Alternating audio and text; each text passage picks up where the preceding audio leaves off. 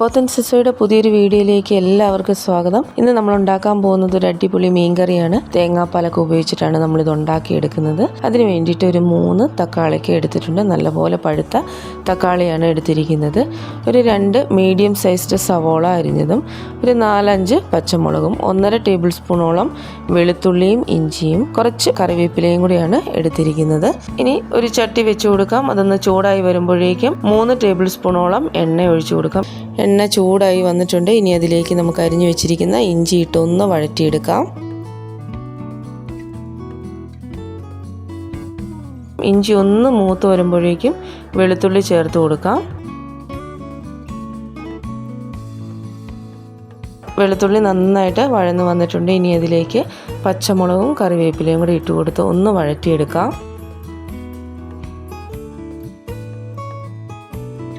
അരിഞ്ഞു വെച്ചിരിക്കുന്ന സവോള ചേർത്ത് കൊടുക്കാം. അതിലേക്ക് ഒരു 1/4 ടീസ്പൂൺ ഉപ്പും കൂടെ ചേർത്ത് കൊടുത്ത് നന്നായിട്ട് ഇളക്കി നന്നായിട്ടൊന്ന് വഴറ്റിയെടുക്കാം.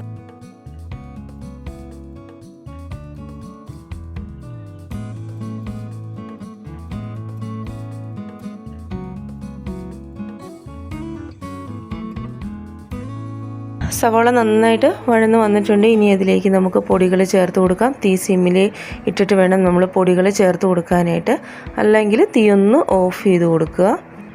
അതിലേക്ക് 1/2 ടീസ്പൂൺ മഞ്ഞൾപ്പൊടി ചേർത്ത് കൊടുക്കാം. 2 ടേബിൾ സ്പൂൺ മുളക് പൊടിയും 1 ടേബിൾ സ്പൂൺ മല്ലിപ്പൊടിയും കൂടെ ചേർത്ത് നന്നായിട്ടൊന്ന് വഴറ്റിയെടുക്കാം.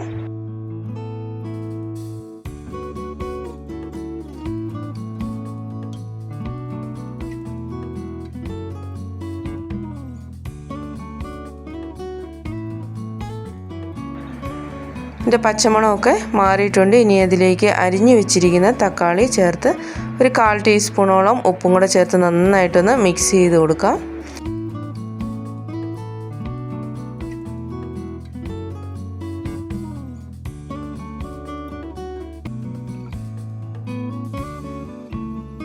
ഇനി ഇത് നമുക്ക് അടച്ചു വെച്ചിട്ട് നന്നായിട്ടൊന്ന് വഴറ്റിയെടുക്കണം. ഇടയ്ക്കിടയ്ക്ക് ഒന്ന് ഇളക്കി കൊടുത്തുകൊണ്ടേയിരിക്കുക.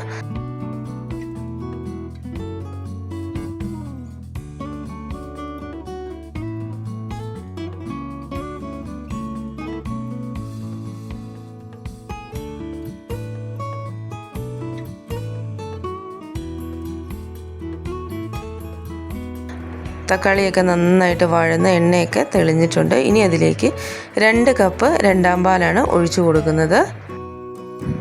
ഒരു ചെറിയ തേങ്ങയുടെ പാലാണ് ഞാൻ എടുത്തിരിക്കുന്നത്. വലിയ തേങ്ങയാണെങ്കിൽ 1/2 മുറി തേങ്ങയുടെ പാല് മതിയാവും. ഇനി അതിലേക്ക് ഒരു 1.25 ടീസ്പൂൺ ഉപ്പും കൂടെ ചേർത്ത് നന്നായിട്ടൊന്ന് മിക്സ് ചെയ്ത് കൊടുക്കാം.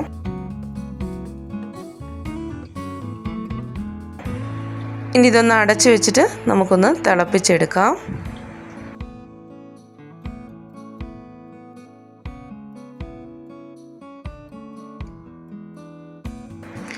നന്നായിട്ട് തിളച്ച് വന്നിട്ടുണ്ട്. ഇനി ഇതിലേക്ക് നമുക്ക് മീൻ ചേർത്ത് കൊടുക്കാം. ഞാനിപ്പോൾ ഇവിടെ കട്ട്ല ഫിഷാണ് ഉപയോഗിക്കുന്നത്. ക്ലീൻ ചെയ്തതിന് ശേഷം 850 ഗ്രാമോളം ഉണ്ടായിരുന്നു മീൻ.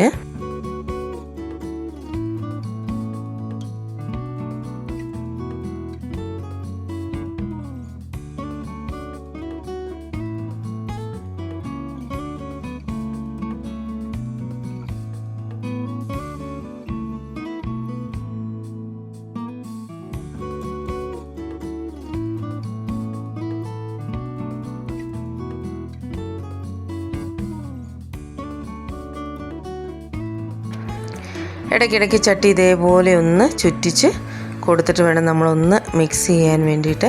കറിയൊക്കെ നന്നായിട്ട് പറ്റി ചാറൊക്കെ കുറുകി വന്നിട്ടുണ്ട്. ഇനി അതിലേക്ക് 1/2 കപ്പ് ഒന്നാം പാലാണ് ചേർത്ത് കൊടുക്കുന്നത്. ഒന്നാം പാൽ ചേർത്ത് കൊടുത്തതിന് ശേഷം ഒന്ന് ഇളക്കി കൊടുക്കുക. അതിനുശേഷം തീ ഓഫ് ചെയ്യുക. വളരെ ടേസ്റ്റി ആയിട്ടുള്ള മീൻ മപ്പാസ് റെഡി ആയിട്ടുണ്ട്. എല്ലാവരും ഒന്ന് ട്രൈ ചെയ്ത് നോക്കുക. അടുത്തൊരു അടിപൊളി റെസിപ്പിയായിട്ട് കാണുന്നവരെല്ലാവർക്കും ബൈ ബൈ.